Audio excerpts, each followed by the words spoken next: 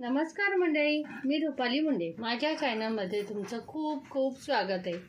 आज आपण आषाढी एकादशी जवळ येते ना, म्हणून आपण आषाढी एकादशीचे उपासाचे पदार्थ बघणार आहोत.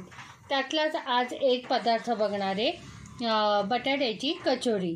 तर ह्याच्यासाठी मी उकडून बटाटी घेतली आहेत, ओला नारळ घेतला आहे, शेंगदाण्याचा कूट घेतला आहे, हिरवी मिरची घेतली आहे आणि हे वरीच्या तांदळाचं पीठ आहे. काही जण वरीचे तांदूळ म्हणतात, नाही तर काही जण भगर म्हणतात. त्याचे हे पीठ घेतलं आहे आणि चवीनुसार मीठ आणि साखर घेणार आहे. चला आता पुढची प्रोसेस बघू. आता आपण उकडलेली बटाटी किसून घेणार आहोत. ती किसून का घ्यायची, तर ह्याला बाइंडिंग चांगलं यावं आणि कुठल्याही प्रकारचे गुठळे राहू नये म्हणून ही आपण किसून घेतोय. म्हणजे आपलं ते कवर आहे ना, ते व्यवस्थित होऊन जाईल. तर आता मी सगळी बटाटी छानपैकी किसून घेते.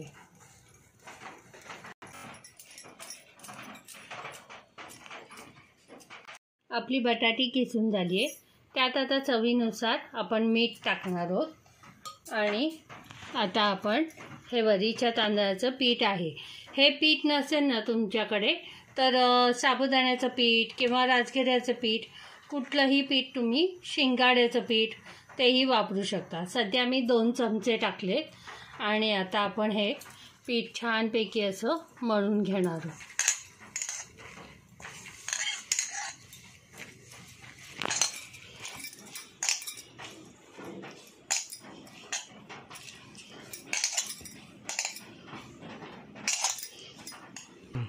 मीडियम साईजचे 3-4 बटाटी होती. त्यात मला 3 ते 4 चमचे पीठ लागलंय आणि असं आपण छान मळून घेतलंय.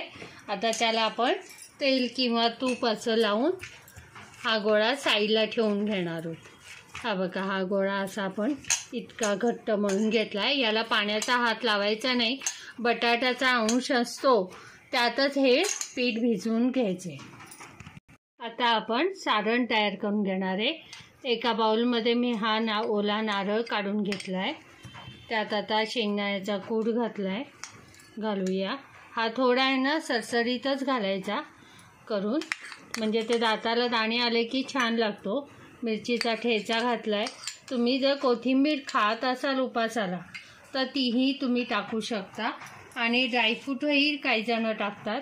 आता चवीनुसार साखर टाकली आहे आणि हे मीठ टाकलं आहे. तुम्हाला सैंधव मीठ असेल तरी टाकलं तरी हरकत नाही. आता हे मिश्रण आपण सगळं मिक्स करून घेऊया.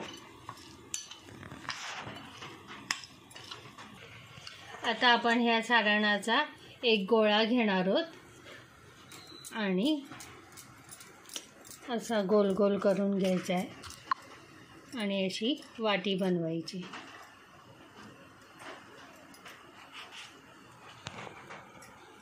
आपण मोदकाला कशी पारीची वाटी बनवतो तशी वाटी बनवून घ्यायची आणि आता आपण यात थोडं सारण टाकणार आहोत.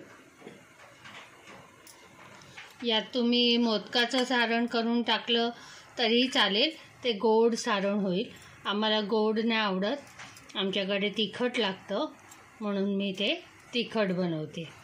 याच्या बदले तुम्ही मोदकाचं सारण टाका तरी छान होईल. आणि तुम्हाला असं वाटतं आपलं चिकट आहे तर पीठ घ्या आणि छानपैकी हा असा गोल तयार करून घ्या.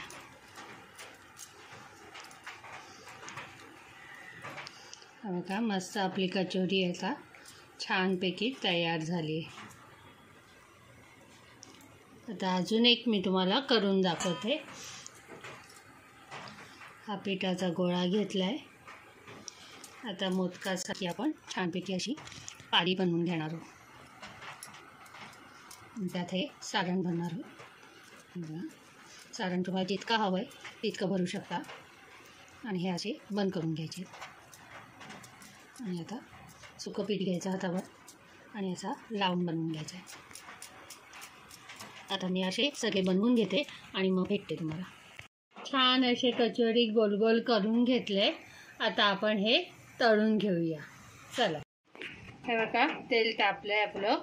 अलगद आपण आता ही कचोरी ह्यात सोडून घेणार आहे। आधीच सगळ्या टाकायच्या नाही, आधीच 2 टाकायच्या आणि एक साईडनी पूर्ण झाल्यावरच तिला उलटायला जायचं, सारखं त्याला कालथा लावायला जायचं नाही, जेणेकरून ते तुटणार नाही याची काळजी घ्यायची। आणि बारीक गॅसवर तेल तापून झाल्यावर बारीक गॅस करूनच तळायचे। आणि हां, तुम्हाला हेही सांगते, याआधीही मी उपासाचे बरेच पदार्थ टाकले, तर या आषाढीला ते करून बघा। आणि जर तुम्ही माझे हे रेसिपी बघितल्या नसतील तर माझ्या रुपाली मुंडे या लिंकवर जाऊन तुम्ही बघू शकता। आता हे असे आपण गोल्डन कलरचे तळून घेणार आहोत।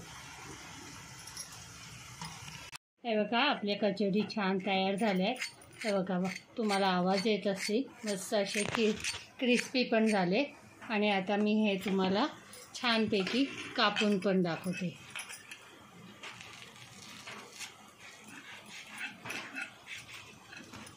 हे बघा, मस्त सारण पण दिसतंय आणि छान आपले असे कापून झाले। तुम्ही दह्याबरोबर खा, नाही तर चटणीबरोबर खा तरी छान। उपासालाच खाल्ले पाहिजे असं काही नाही, तुम्ही कधीही करून खाऊ शकता। माझी ही रेसिपी तुम्हाला आवडली असल्यास लाईक करा, शेअर करा, सबस्क्राईब करा आणि घंटी वाजवायला विसरू नका। खायला पण टेस्टी आहे।